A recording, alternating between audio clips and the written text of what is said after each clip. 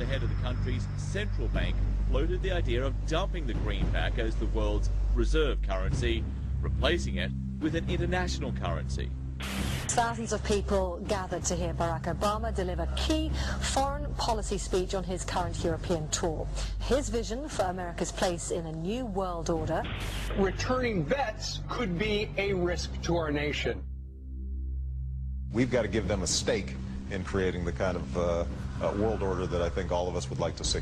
And one of the ways it will drive the change is through global governance. I think the new world order is emerging. This is a hoax and a scam which is designed to transfer wealth and power from the private sector to the government sector and from the government of the United States to a world government. And those people who have been yelling, oh, the UN's going to take over global conspiracy theorists. They've been crazy, but now they're right. And who got the money? Hundreds and hundreds of banks. Any bank that has access to the U.S. Federal Reserve's discount. Tell us who they are. No. You know, financial terrorism. They have the ability to tweak the knob. I am proposing that the Federal Reserve be granted new authority. The ultimate goal of the carbon tax and the cap and trade is to destroy production. This energy tax is the largest tax increase in American history. We're actually creating a global warming police. So number one, they can come in, the federal government can come in and inspect your house and send you the bill. We're setting up a global warming Gestapo. One of the things that if you talk to our generals, they are desperate for is a civilian counterpart to our military forces. I am fierce. And this is what I wear. Senator Barack Obama's presidential campaign is asking Missouri law enforcement to target anyone who lies or runs a misleading television ad. I've now been in 57 states. I think one left to go. The president, when he was in Europe last week, he met with the king of Saudi Arabia. He appeared to bow. President Obama today proposed something new, something called prolonged detention. Pre-crime is where people are arrested and incarcerated to prevent crimes that they have not yet committed.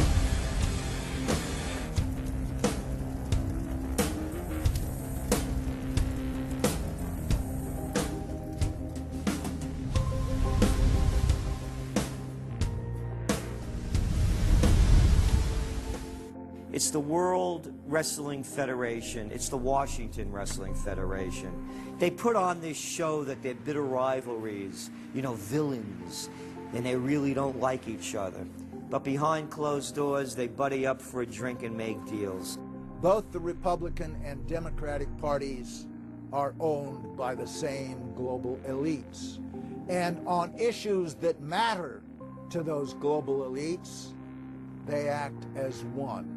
They've wrapped themselves in the American flag, and they've talked about preserving American heritage and principles, and all the while they're working to merge us into a new world order where our sovereignty will be destroyed. We'll lose all connection with our American heritage. With Bush, you knew exactly what you were getting. It was there was no iron fist in a velvet glove. It was just the iron fist. Whereas with Obama, you've got the velvet glove and the iron fist. You know, a very sharp guy, very smooth, knows exactly what he's doing. For that reason, far more dangerous than Bush. Well, at the end of last year, I was willing to give Obama the benefit of the doubt. I thought it was premature to write this guy off. But now that he's been in office for a while, it's obvious that he is very tight with the Goldman Sachs and J.P. Morgan's on Wall Street, and he is extremely compliant and pliant to the wishes of the large banks, going back to what we saw with Robert Rubin under the Clinton administration, changing laws in favor of the banks, and he's not doing anything to stop the banks. He's helping the banks continue to do what they were doing under Bush. So, in fact, he's just a continuation of Bush on the subject of markets and finance, which is the most important part of his policy right now. People who voted for Obama wanted real change, and are getting platitudes, are getting a lot of nice talk, but nothing in the way of concrete change is taking place. In this town, business as usual. There's one puppet master that controls the left, and there's the same puppet master controls the right. They control the Republican Party, and they control the Democratic Party. This is not a party issue. This is not a left-right issue. The question is, who should government serve? And it should serve the people. In fact, government is just a tool of the dominant minority that uses economics and government law to enforce upon the public various mandates. The right-left paradigm in the U.S. and in U.S. politics is taken directly from the commercial world and the corporate world. In the business world, you have Coke, Pepsi. You have McDonald's, Burger King.